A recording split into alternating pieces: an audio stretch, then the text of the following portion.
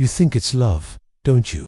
That feeling when your phone lights up with their name, and your heart feels like it's going to beat right out of your chest. That crushing silence when they don't reply. A silence so heavy, it feels like a part of you is dying.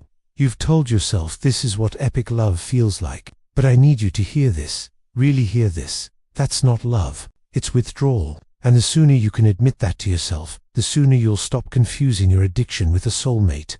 Let's be real. At the beginning, it feels like pure magic. Every text message, every notification is like a shot of dopamine straight to the brain.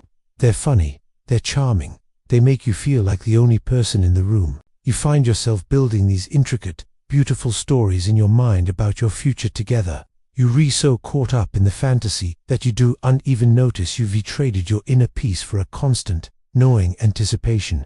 You're staying up late, staring at your phone, just waiting for their reply. You skip meals because your stomach is so tied up in knots, full of what-ifs and anxieties. You tell your friends you're just really into them, but that isn't love. That's dependency, just cleverly disguised in the language of romance. Then, inevitably, the shift happens. It might be sudden or it might be a slow fade, but they start to pull away. The good morning texts that used to be your daily ritual, they stop. The playful emojis that colored your conversations, gone. All of a sudden, you're left staring at a blank screen, feeling like an addict desperate for their next fix. You spiral, replaying every single conversation, analyzing every emoji, every period at the end of a sentence, trying to pinpoint the exact moment it all went wrong. But here's the harsh truth. It's not about what you did or did undo.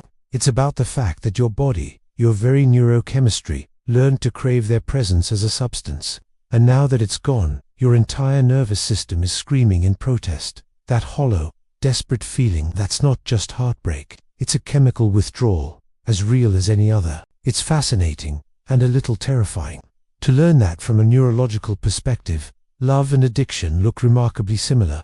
They both trigger the release of the same powerful chemicals in your brain. Dopamine, which creates craving and motivation. Oxytocin, the bonding hormone. And serotonin, which affects your mood. They both make you feel euphoric, focused, and intensely connected to one person. This is why it's so easy to get them confused. But there is one fundamental, non-negotiable difference between the two. True, healthy love stabilizes you. It acts as an anchor in the storms of life. Addiction, on the other hand, completely destroys your equilibrium. It throws you off balance and keeps you there. Let's break it down even further. In a relationship built on genuine love, you feel a deep sense of calm. You feel seen for who you truly are, and above all, you feel safe. It has a secure base from which you can explore the world and become a better version of yourself. In the throes of an addiction, the feelings are the complete opposite. You are in a constant state of anxiety, bordering on obsession.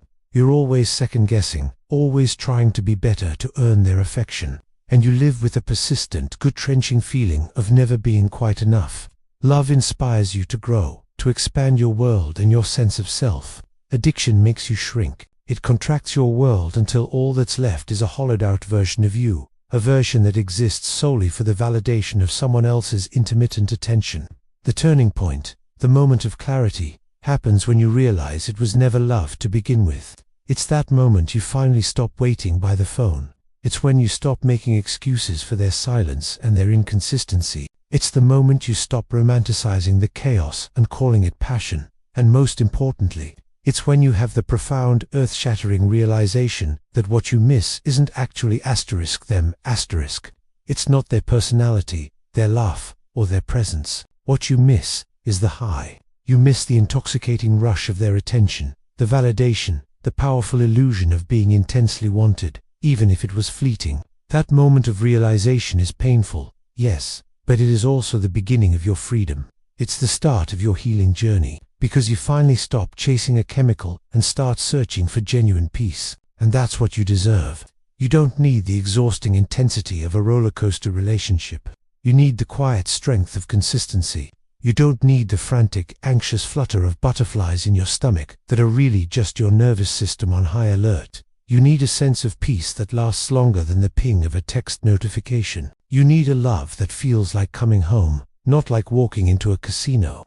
And when you finally find that kind of love, the calm one, the honest one, the one that doesn't demand you sacrifice your sanity for its affection. You'll finally understand. You'll realize that love isn't supposed to feel like a constant shot of adrenaline. It's supposed to feel like taking a deep, calming breath. It's supposed to feel like home. If listening to this stings a little bit, if it makes you uncomfortable, good. That discomfort is a sign that you're waking up. That's your intuition telling you that something isn't right. So please, stop calling it love when it's really a craving. Stop calling it passion when it's just recycled pain. Stop calling it a soulmate connection when it's an addictive cycle. And if this message resonated with you, if it hit you somewhere deep in your soul, then you're my kind of people. We're on the same journey. Thank you so much for watching. Make sure to subscribe, because there is so much more truth where that came from. See you in the next one.